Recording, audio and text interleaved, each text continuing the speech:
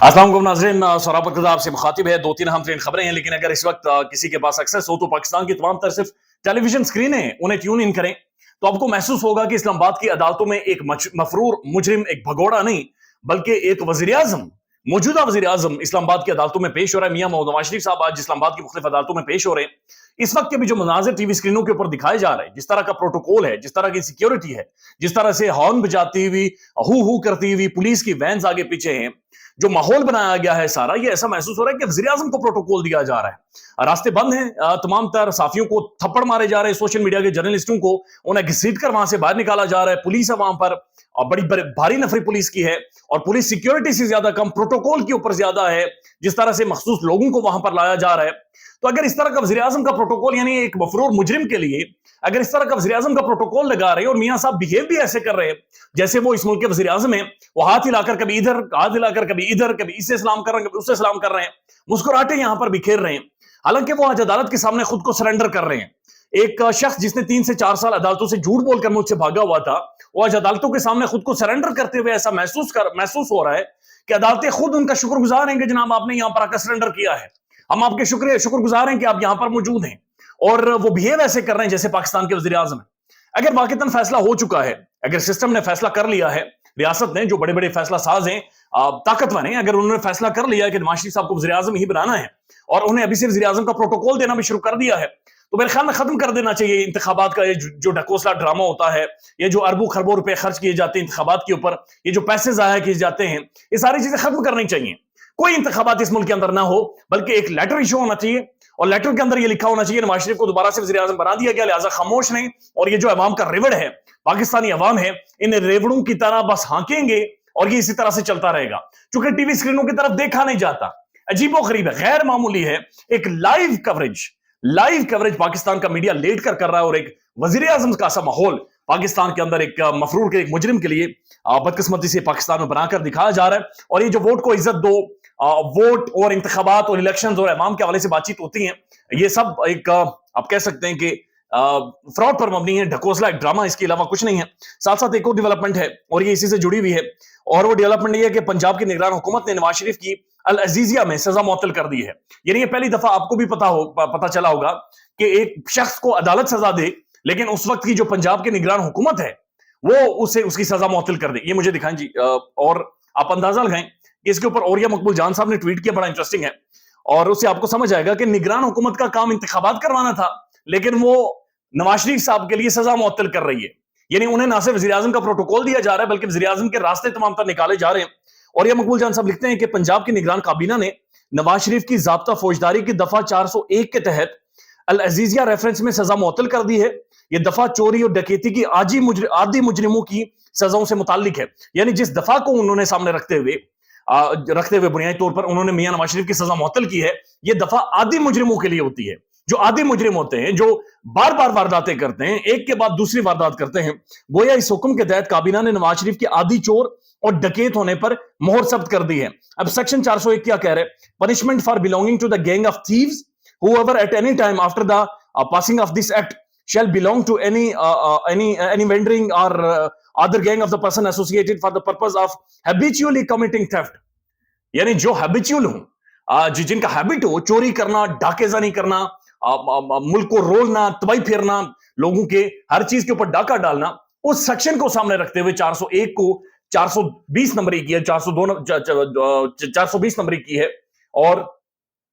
जनाब इन्होंने नवाज शरीफ साहब की अल अजीजिया में सजा मुअत्तल कर दी है। यानी ये वाकईतन इस मुल्क के अंदर एक मजाक हो रहा है, ये ढकोसला ड्रामा है। यानी इसको आप कैसे अल्फाज में आप रिपोर्ट कर सकते हैं, कैसे एक्सप्लेन कर सकते हैं कि एक निगरान सेटअप जिसका काम सिर्फ इंतखाबात करवाना है, जिसका और कोई काम ही नहीं है, वो सजा मुअत्तल कर रहे हैं, और इस सेक्शन को सामने रखते हुए कि जनाब ये हैबिचुअल थेफ्ट है, ये जनाब चोर है, डाकू है, इसने करना ही है, ये सारी जिंदगी ही कुछ करता रहा है, लिहाजा इनकी सजा माफ कर देते। और दूसरी तरफ जब वो अदालतों में पेश होते हैं, कि जिन अदालतों से झूठ बोलकर फ्रॉड करके वो गए हुए थे, उन अदालतों में बाकायदा से पाकिस्तान का प्राइम टेलीविजन लाइव दिखा रहा है कि जनाब उन्हें प्रोटोकॉल दिया जा रहा है, उन्हें सलूट मारे जा रहे हैं, उनके लिए फेंसिंग की जा रही है, यानी सारी चीजें, हर चीज उन्हें एक वज़ीर आज़म के तौर पर जो दी जाती है, वो मियां नवाज शरीफ को आज वहां पर दी जा रही है। साथ साथ एक और खबर है, एक तो रिपब्लिक पॉलिसी का एक सर्वे आया है, उस सर्वे ने भी बहुत सू को हिलाकर रख दिया है, लेकिन इमरान खान साहब की अपने बेटे कासिम से जो मुलाकात हुई है, कॉल पर बातचीत हुई है, टेलीफोन कन्वर्सेशन जो हुई है कासिम के साथ, उनके बेटों के साथ,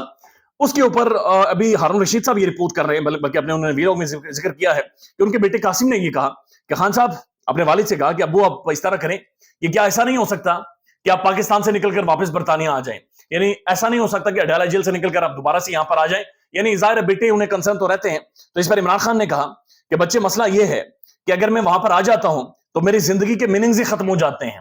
اس کے بعد زندگی جینے کا مطلب ہی کوئی نہیں ہے،